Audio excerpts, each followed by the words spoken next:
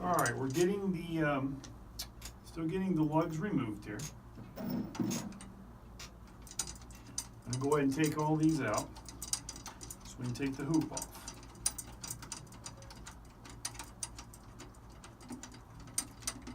Takes just a few minutes.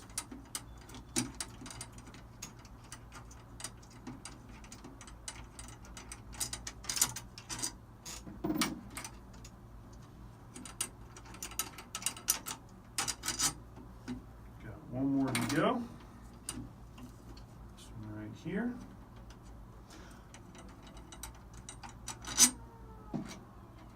All right, so the hoop, once you have all the lugs out, just comes right off, okay? This is the old head here. I'm gonna lay it to the side. Now, whenever you take heads off of a drum, you wanna look at the shell. You wanna look at the bearing edge, okay? And you also wanna clean it. Heads and rims can get pretty dusty when they've been sitting for a while, so I'm gonna go ahead and wipe this down. Just use an old t-shirt. I've actually used this shirt for cleaning drums, use it for cleaning cymbals. So it's been used quite a bit, but that's all you need, okay? I'm also gonna run my finger around the bearing edge. I want to see if there's any splinters, okay? Any places where the wood is rough. If it's not smooth, if I have any rough edges, any little burrs sticking out, you can take some very fine sandpaper and gently sand it to smooth it out. You don't want to go too deep, don't sand real hard, but just real gently, okay? All right, inside the shell, you're gonna see where you have all the lug brackets connected. They're all connected with screws. It's a good idea when you have the head off to go ahead and tighten all these up, okay? So I'm gonna remember where you start, so that way you don't end up wasting time going around twice or you miss some of them. So we'll go ahead and tighten these up real quick. That way you lessen the chance of anything rattling and making noise. And you don't over tighten. Shouldn't have to turn them that much. Just a slight turn for each one.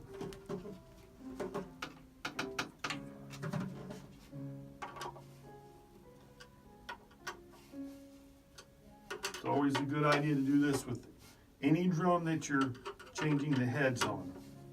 Just take a little bit extra time to do this. You might hear a piano lesson going on next door. Like I say, I'm at the music and art school today.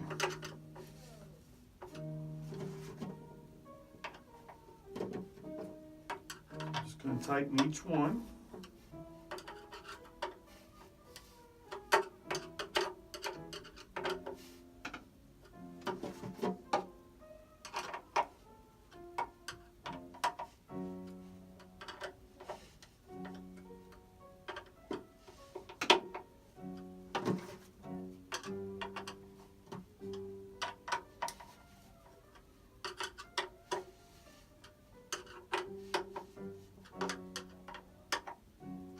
Okay, now once that is finished, okay, now I'm going to go ahead and put the new head on.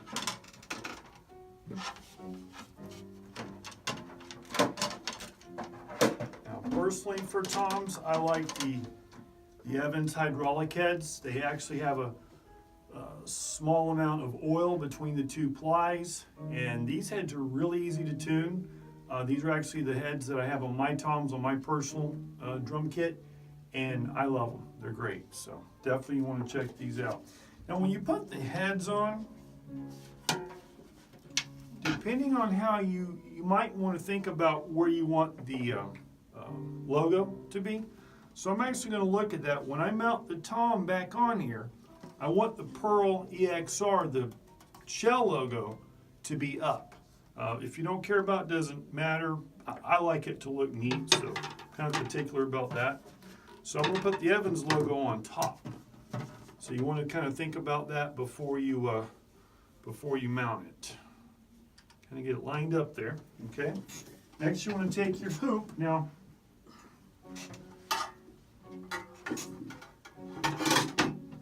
it's also a good idea to wipe the hoop off as well, because the dust and dirt gets trapped in between the bearing edge, the head, and the hoop. So I'm just going to wipe it down. Good idea to check it, make sure it's not bent. If these get bent, you're really going to have a tough time getting the head to seat properly on the bearing edge. One of the great things about the Evans heads, and when they came out with level 360, I believe about 2 or 3 years ago, is that Evans heads are designed, the way the collar is designed, it's designed to fit around the shell and seat properly, to sit down evenly away, all the way around the bearing edge. Unless the bearing edge is really warped, or it's got a valley in it or something like that, the Evans heads will seat properly. That's why they're easy to tune. Evans is always working on innovating their products. Again, that's why I use them, because they're always looking to see what they can do to get better. Now, one thing you can do with the lugs, I'm not going to do it today for time's sake, because I do have to go teach a lesson here in a little while. But you can actually take some Vaseline, take a Q-tip, put a thin layer of Vaseline on the lug when you put it back in. Vaseline is a moisture barrier. It will actually help keep the lugs from rusting. Okay, so I'm going to go ahead and start putting the lugs in.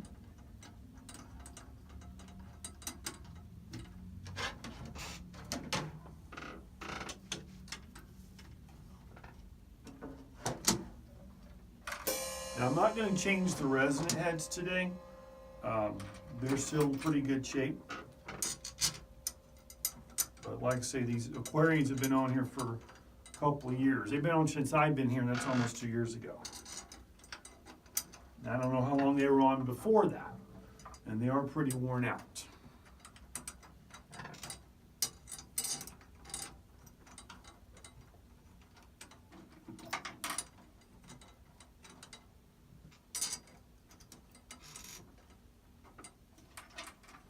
Now you want to go ahead and get all the lugs in, okay? And once you have them in, now this is the way I was taught to tighten down, and I'm very particular about this because I want to get the best sound possible out of the drum.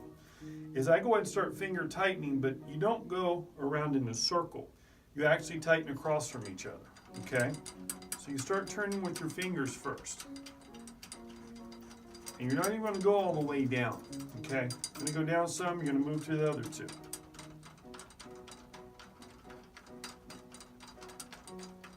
Then move across to the other two, but always across from each other. For those of you that know how to change a tire, when you're tightening lug nuts, it's the same thing. You don't go around the rim of the tire. You go ahead and go across to get even tightening all the way around. So as you see, I continue to move around.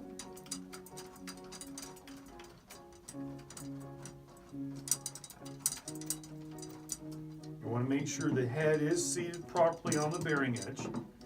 Make sure the hoop is lined up where it's holding the collar. It's got to be able to grip the collar all the way around to push it down evenly all the way around the shell.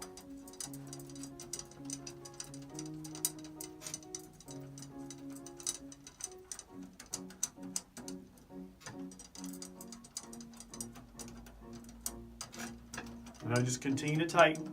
It takes a few minutes. Tuning is something, if especially changing heads, if you can take your time, it's better to do that. It's to give yourself time to do it correctly. You don't want to try to rush through it because you can end up damaging the drum if you're not careful, the shell. It's better to go ahead and give yourself extra time to do this. Now as I tighten, it'll get to a point where I won't be able to turn them anymore. And as you tighten the lugs, the head will push down farther, the hoop is pushing down more on the head, but of course you'll get to a point where you can no longer turn them with your fingers. Once you get to that point, and there's different methods for doing this, this is the method I use, okay? I usually will go ahead and give at least 2 full turns at this point. Just pick a lug and just start turning, and then go across, keep track of where you're at.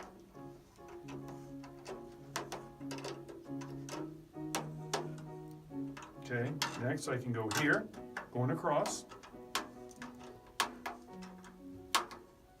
Then when you go here, you'll hear the head start to crinkle as it tightens down.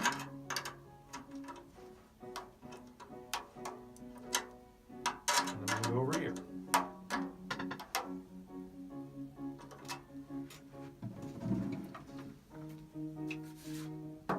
Now I'm going to go ahead and test it just to see where it's at right now, tone-wise. Take this snare off so I'm not getting any snare buzz as I do this. It's a good idea too when you're tuning. If you're tuning your toms and kick, not a bad idea to throw your snare off so that way you don't have to listen to the snare buzz. That can throw you off. Okay, so that's a beginning sound. So from here, I'm going to go ahead and do the other two toms. Different ways to control resonance. Depending on the sound you're looking for, this is a fusion kit. So the toms are 10, 12, 14 inches. Typically with smaller toms, they don't resonate a lot. You probably really won't, you may not, I should say you may not need anything to control, to cut back on the amount of resonance. And it depends on what tone you use too. And how you have the resonant head tune on the bottom, okay? Depending on the sound you're looking for. Sound you're looking for depends on the type of music you're playing. A lot of people, and I've used them in the past, I actually have it on the drum set that I play at my church, the Moon Gel, okay, which are the blue discs that you can buy. I believe they're about $7 for a little pack of 4, and you can put it on the head, which if you're going to use something on heads to control resonance, you always want to put it near the hoop, okay? Not the center, but you get better resonance control near the edge, okay? You can use Moon Gel, you can use duct tape.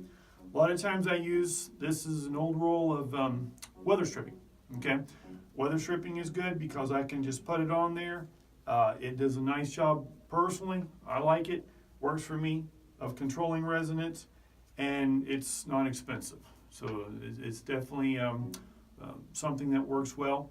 So I'm going to go ahead and keep working on these toms, and then later we'll do another video. I'm going to show you how to polish the drums.